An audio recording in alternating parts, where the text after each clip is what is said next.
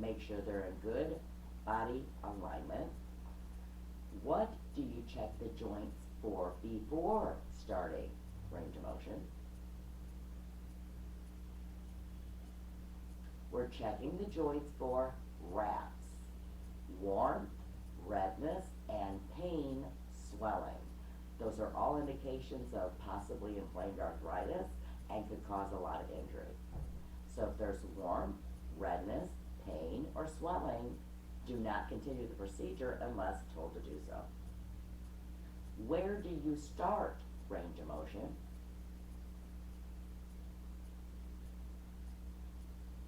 At the shoulders. What joints are included when you're doing range of motion?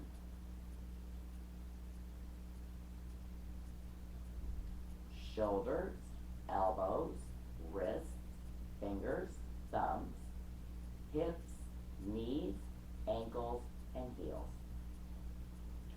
How many times should you move each joint? At least 5 times. And what do you do if the resident complains of pain? Stop immediately and report it to the nurse. Next procedure, splint application. Before applying a splint, what should the CNA observe for? Warmth, redness, pain, swelling, open areas. You're going to apply the splint according to what and what? Therapy, recommendations, and physician's order. What should be done after removing a splint?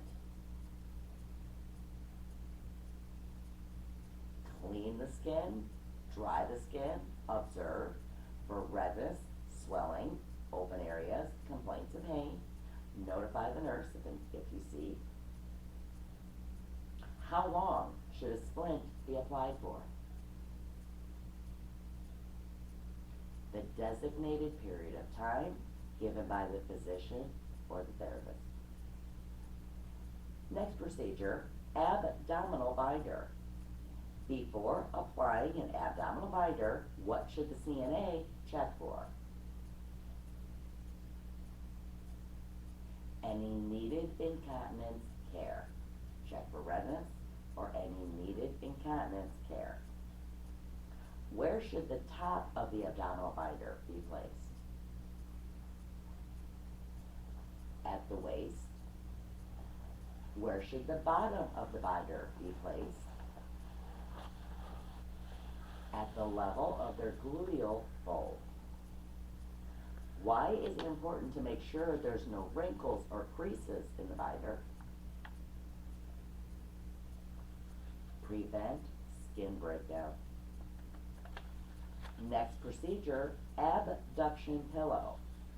What way does the narrow point of the pillow be placed? The narrow part goes toward the groin. Knee immobilizer. How many caregivers are required to apply a knee or a leg immobilizer? 2 caregivers. One to support the leg, the other one to remove or apply the immobilizer. Next procedure, palm cones. When a resident is using a palm cone, how often should their hands be observed? At least once a shift. What are you checking the hand for? Redness, open areas, swelling. What is a palm cone used for? To help prevent contractures. And if your facility does not use a palm cone, what can you use to substitute? A washcloth or a small towel. Next procedure, nasal cannula care. When a resident is on oxygen, how often should their nostrils be cleaned? At least once a shift. Before replacing the nasal cannula, what two areas do we need to check? Under the nose and behind the ears.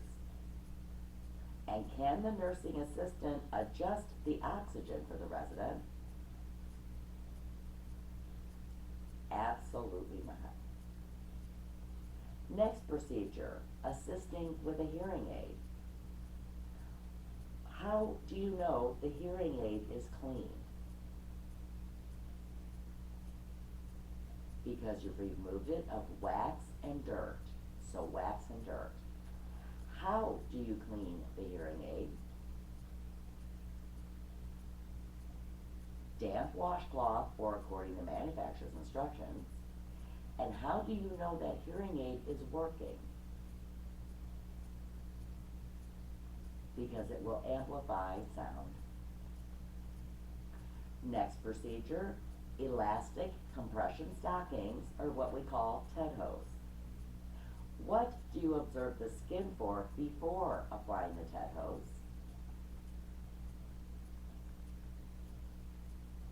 Rows, R-O-W-E-S, redness, open areas, warmth, excessive dryness, and swelling. How often should you remove the TED hose? At least twice a day. And when are the TED hose put on? Before getting up out of bed. And then our last procedure, post-mortem care. What position should the body be placed in to provide post-mortem care? Supine position. How many pillows do you want to place behind their head? At least one to help prevent facial discoloration. How should the roommate be cared for when the resident is passing away? We assist them to leave and go stay in another room. How should the body be prepared after death? Wash the body as necessary, comb the hair, put on a clean gown, and put a pad underneath the perineal area to collect any drainage. We are just preparing the body for viewing by family and friends. What personal items should be included when leaving with the families? All the items on site checked by the personal inventory record. Thank you, everybody. I hope doing these videos kind of helped you out with your procedures.